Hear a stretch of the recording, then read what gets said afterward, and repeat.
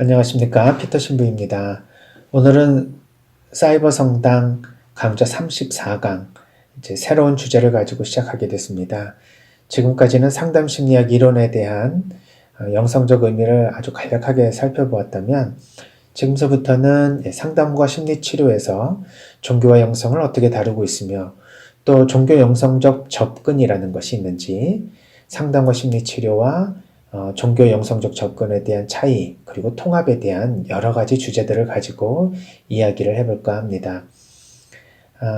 이 주제에 대해서 우리가 참고할 만한 서적은 많지 않습니다.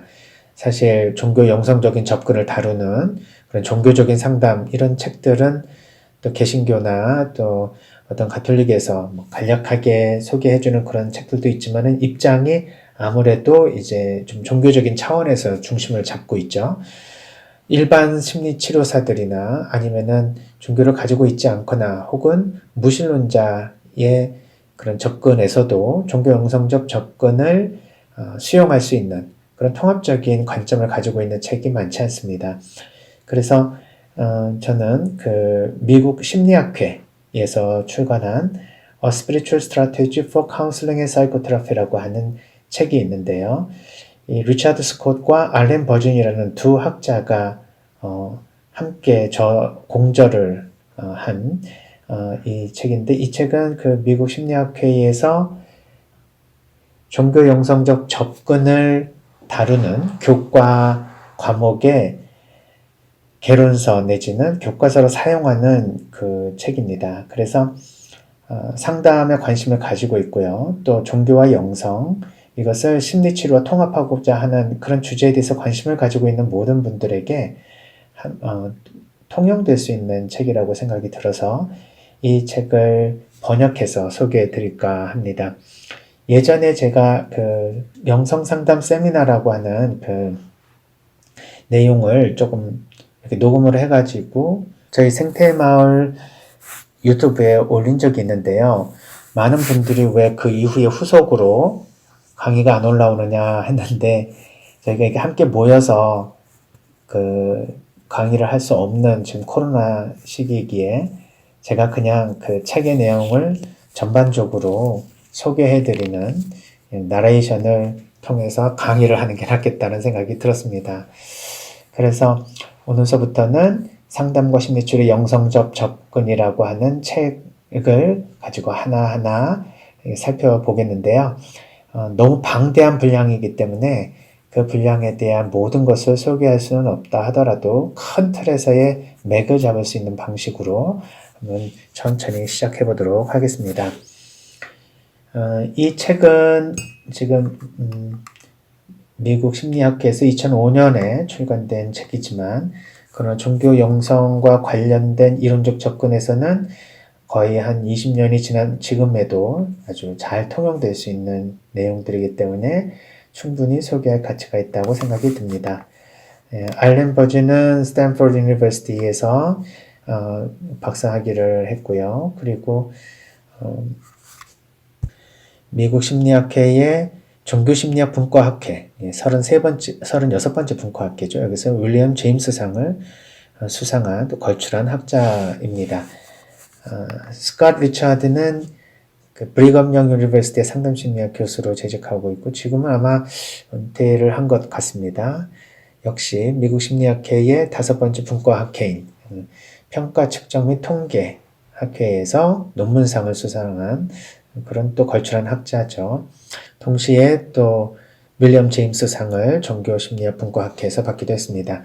이 두 학자는 종교가 이제 이 몰몬교로 나와 있죠. 그렇지만 이 학자로서의 관점을 유지한 채 종교적인 관점이 아닌 초월적이고 영성적인 접근을 어떻게 과학적인 이런 학문 안에 통합할 수 있는지에 대해서 연구를 하는 학자들로서 종교적인 편견이나 선입견이 들어가 있지 않습니다. 그래서 우리가 이런 이론을 학문적인 관점에서 받아들일 수 있고요. 또 우리가 종교 영성적인 차원에서도 어떻게 받아들일 수 있을까 하는 비판적인 관점을 또한 제시해주는 두 가지 방향에서의 좋은 통찰을 이끌어주는 학자들이다, 이렇게 볼 수 있습니다. 이 책은 개관, 역사적 관점, 신학적, 철학적, 이론적 관점, 이렇게 크게 어떤 그 역사적인 이 상담과 심리치료 안에서 영성과 종교가 어떻게 다뤄주는지에 대한 그 흐름을 한번 살펴보고 있고, 또 그 종교 영성이 그냥 단순하게 신학적인 관점, 뭐 철학적인 관점만 있는 것이 아니라 학문적으로는 과학적 관점과 통합을 잘 이루고 있다. 이렇게 볼 수 있죠.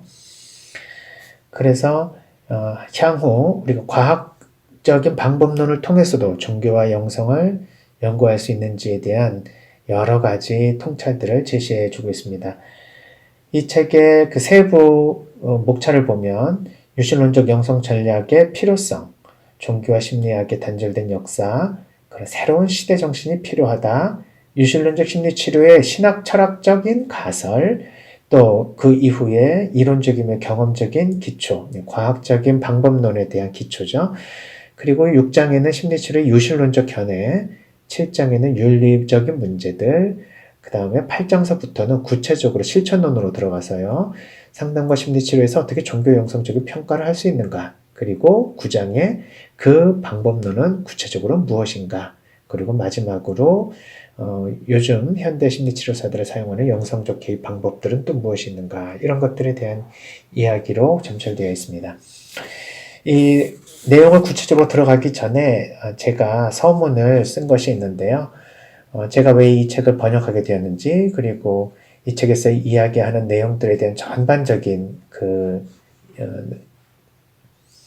주장들이 우리 한국의 상담심리를 공부하는 분들과 또 종교와 영성을 상담심리에 통합하고자 하는 분들에게는 어떤 의미가 있는지, 이것을 한번 설명하고 싶어서 이 글을 쓰게 됐습니다. 그래서 이 시간에는 피터의 들어가는 말로 설명을 처음 들어가는 개론으로서 시작해 보도록 하겠습니다.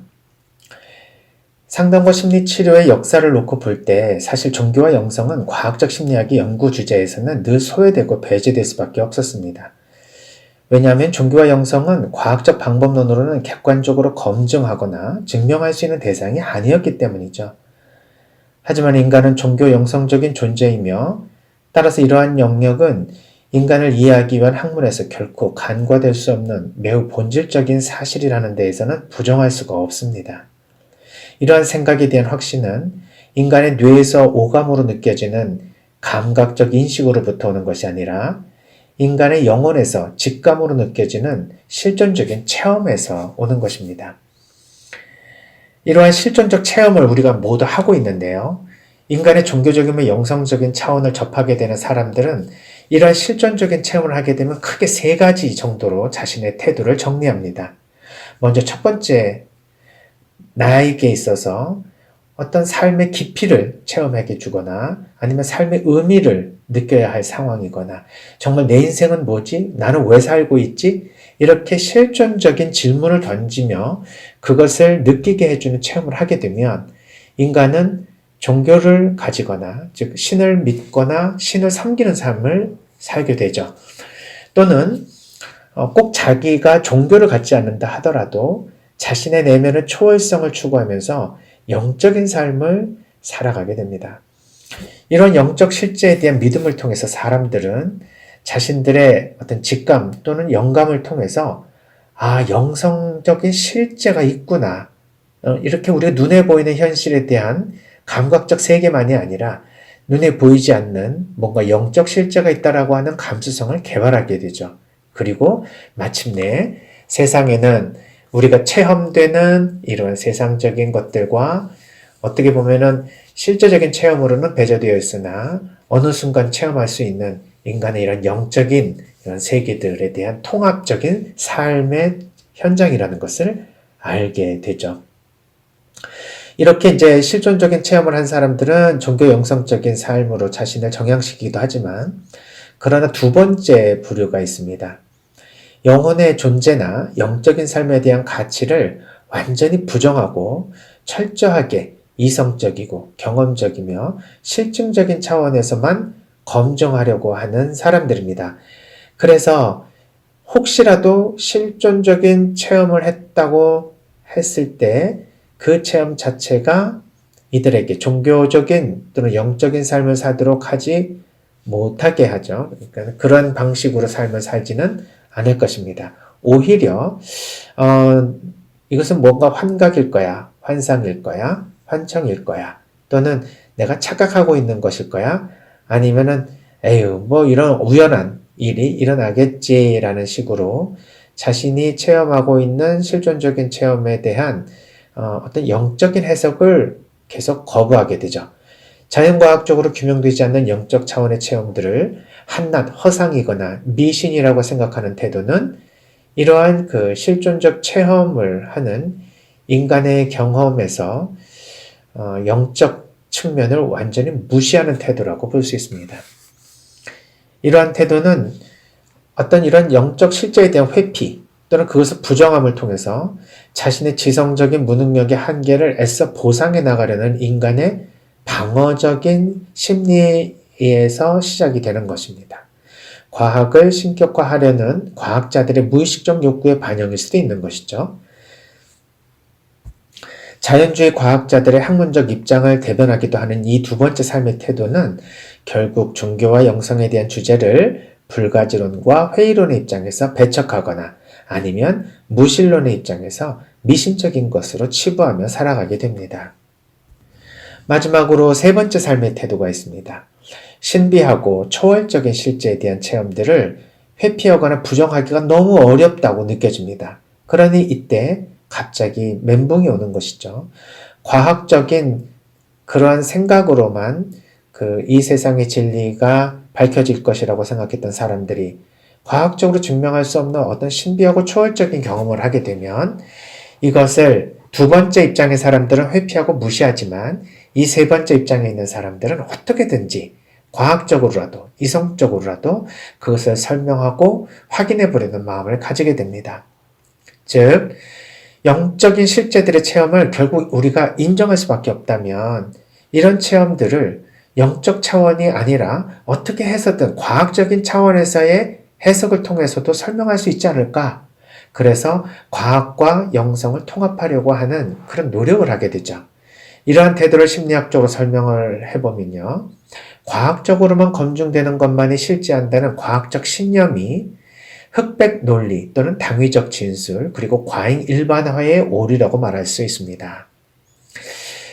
이렇게 형성된 비합리적 신념의 성질은 이 신념과 위배된 현상을 체험하게 되면 인간은 곧바로 내가 잘못 생각했구나 라고 생각하는 것이 아니라 자신의 생각을 오히려 합리화하는 인지 재구성을 하게 되죠.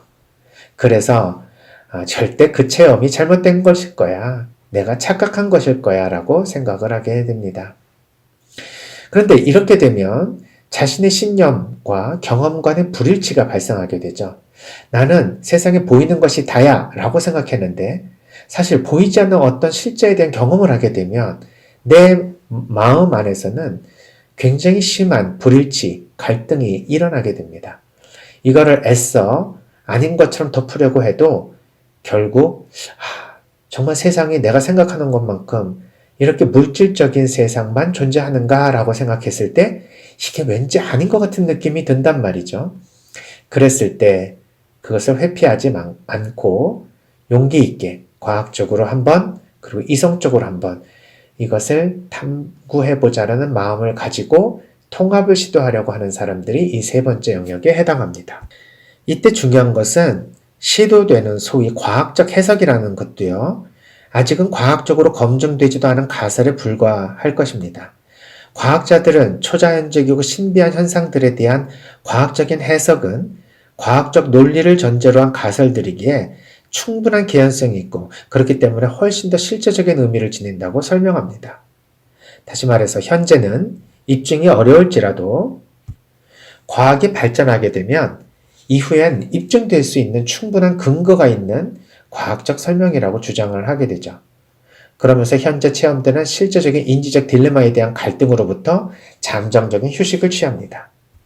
한번 예를 들어볼까요? 임사체험을 한번 해본다고 해봅시다. 죽음 이후의 세계는 없습니다. 눈에 보이는 세계가 다입니다. 우리는 이 세상에 죽으면 무로 돌아갑니다. 영혼이라는 것, 불사불면의 저 내세라는 것은 없습니다. 이렇게 무신론자가 생각을 했는데 누가 죽었다가 다시 영적 세계에 대한 체험을 하고 다시 깨어났다고 해봅시다. 이럴 때 임사 체험을 한 이 사람을 옆에서 지켜본 과학자는 어떤 생각을 할까요? 또 실제로 자기가 과학자인데 무엇보다도 자기가 누구보다도 신은 없다라고 이야기를 하고 있었던 과학자인데 자기가 죽었다가 이 내세의 체험을 하고 나서 다시 이 세상으로 돌아와 임사 체험을 한 것을 결국 사람들에게 이야기한다고 했을 때 자기 자신 안에 스스로 죽기 이전의 생각과 죽음을 체험한 이후의 생각이 과연 통합이 될까요?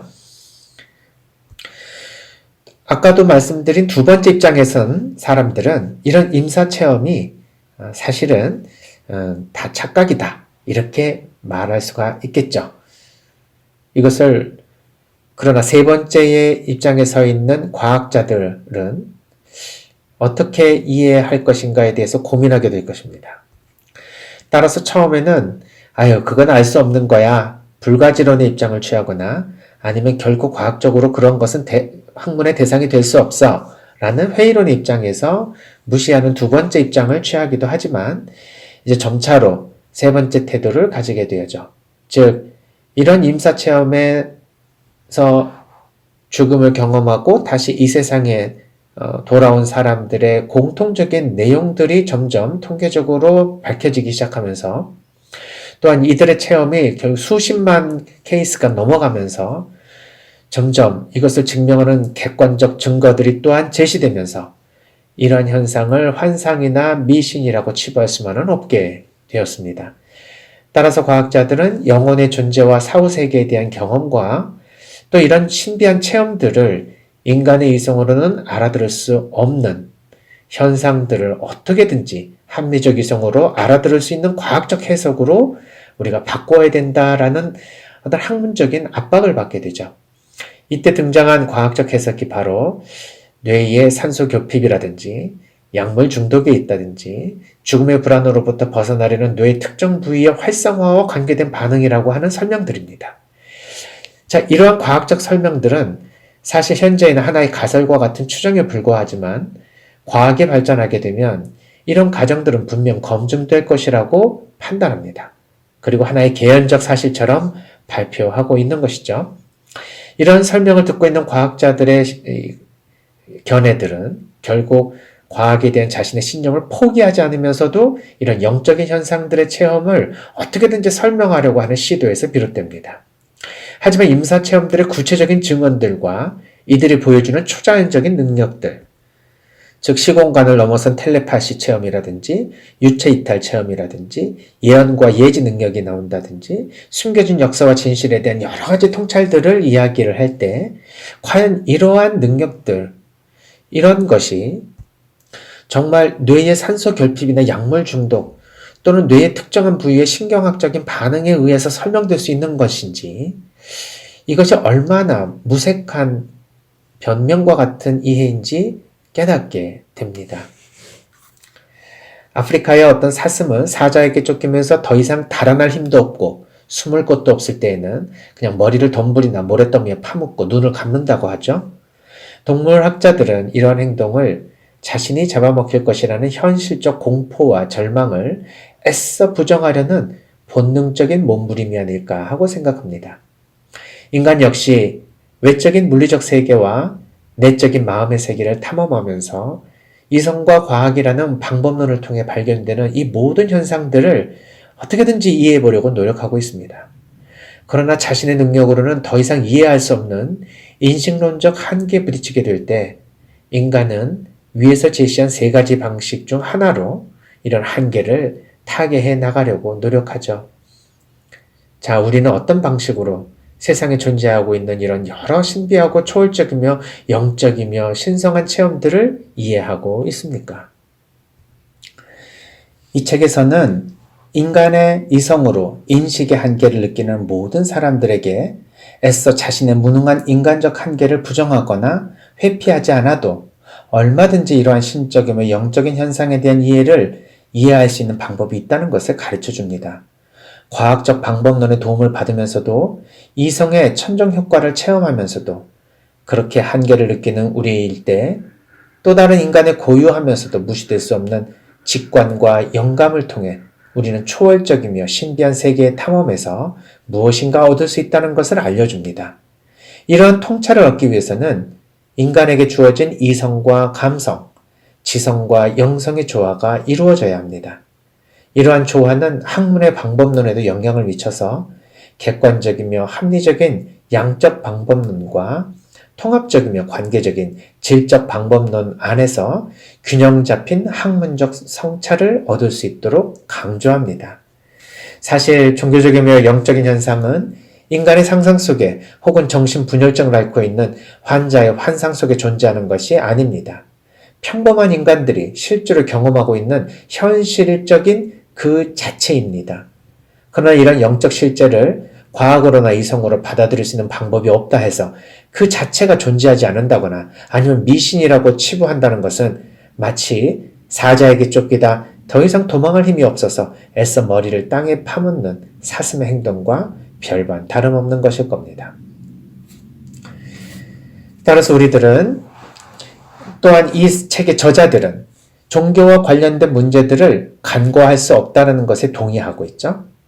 또 그렇다고 학문에서 다루는 것에는 여러모로 부담을 가지고 있는 행동과학자들, 이들이 정말 이러한 주제를 다뤄야 되는지에 대해서 의문을 제시하고 있다는 것도 잘 알고 있습니다.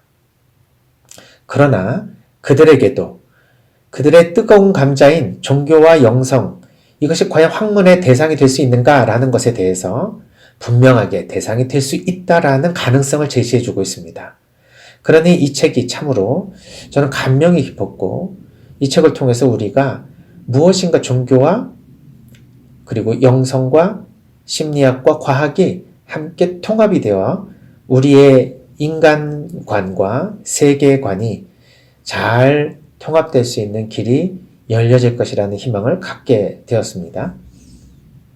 또한 종교는 비과학적이기에 종교 자체는 학문의 대상이 될 수 없다던가 아니면 종교를 연구하는 학문은 비과학적인 주장을 하게 된다는 편견으로 인해서 종교와 관련된 문제를 학문의 대상으로 삼을 수 없었던 이 불편한 진실을 새로운 종교와 영성에 대한 학문적 접근을 통해서 이 두 저자가 다루고 있는 이 내용을 통해 우리는 이것이 가능하다는 사실을 알게 됩니다. 이것이 곧 새로운 시대 정신이라고 주장하죠. 뉴 차이트가이스트라고 하는 이제 이 영어와 독일말의 이제 혼합어네요.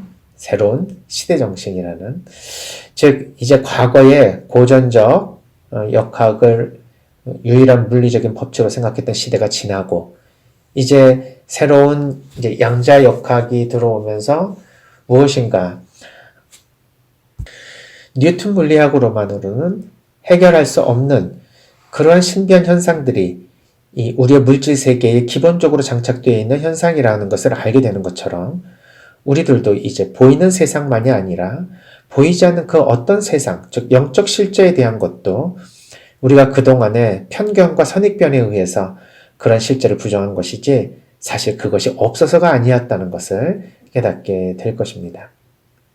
현재는 보편적이고 일반적인 현상으로서 종교적이며 영성적인 경험을 과학적으로 연구할 수 있는 분위기가 형성되어 가고 있습니다.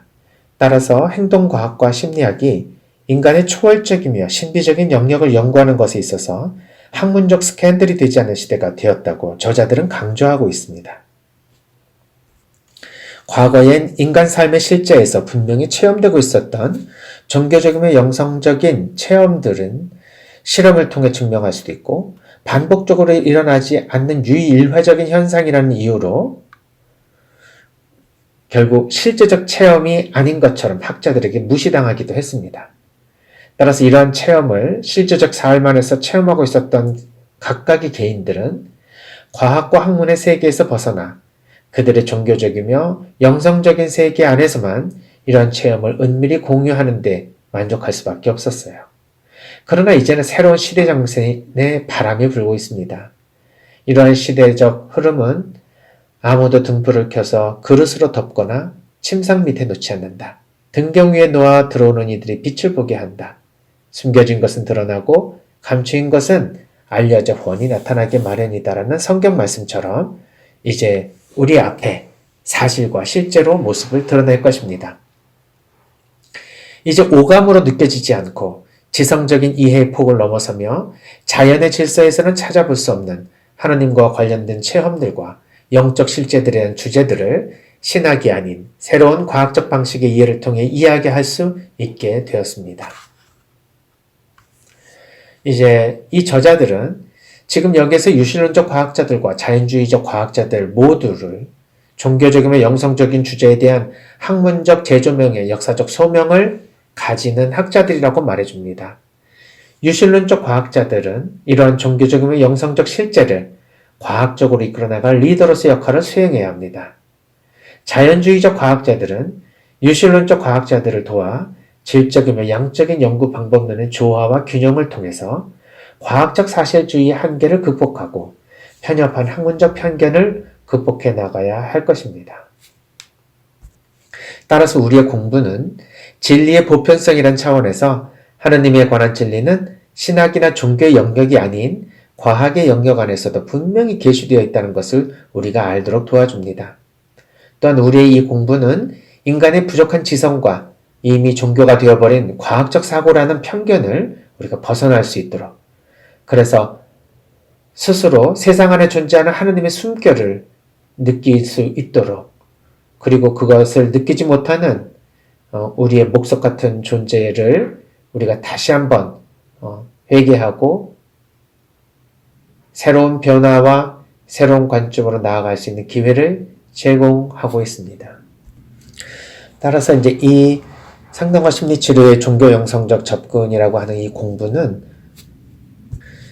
종교인은 아니지만 자신을 영성적이라고 생각하는 사람들에게 과학과 심리학적인 입장에서도 이런 영성적인 세계를 향한 초대가 이루어지고 있다는 것을 깨닫게 해줄 것입니다.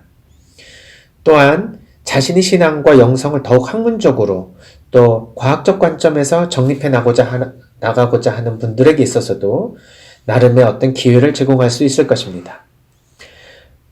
무엇보다도 과거의 전통적인 무신론자들, 즉 신은 없다고 주장하는 사람들이나 포스트 모던 무신론자들, 즉 이제 새로운 무신론이라고 하죠. 신이 존재하든 존재하지 않든 그게 우리하고 무슨 상관이냐 이렇게 이야기하는 사람들입니다. 즉 신이 존재해도 별반 세상 살아가는 데는 아무 차이가 없다고 얘기하는 사람들이죠.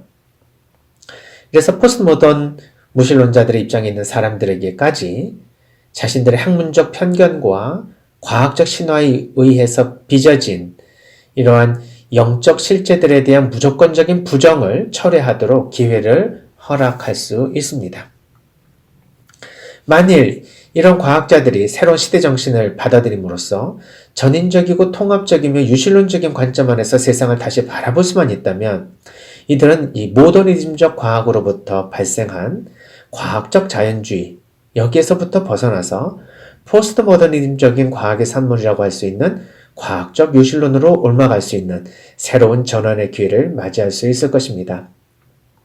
이러한 학문적 관점과 실천적 태도의 전환은 인간을 깊이 있게 이해하고 도와주려는 많은 정신건강에 관여하고 있는 사람들, 특별히 성직자, 상담자, 심리치료사, 정신과 의사, 간호사, 사회복지사 등 모든 분들에게 인간을 통합적이고 전인적으로 도와줄 수 있는 중요한 이론적이며 실천적인 원천이 될 것입니다.